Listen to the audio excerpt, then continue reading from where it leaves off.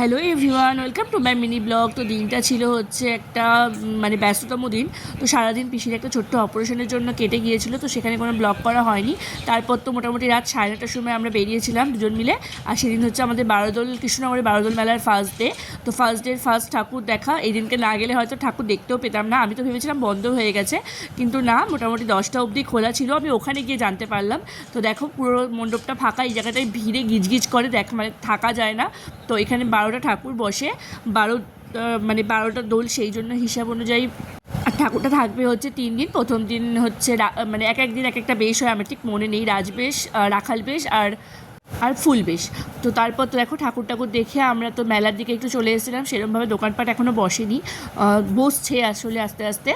আর সার্কাসও বসেনি, সার্কাসও 2 দিন পর থেকে বসবে। তারপর তো আমি ফার্স্ট ডে মানে পাঁশকুড়া চপ ছাড়া কিছু খাই না মেলায়, আবার এত ভালো লাগে পাঁশকুড়া চপটা খেয়ে, জিলিপি নিয়ে আর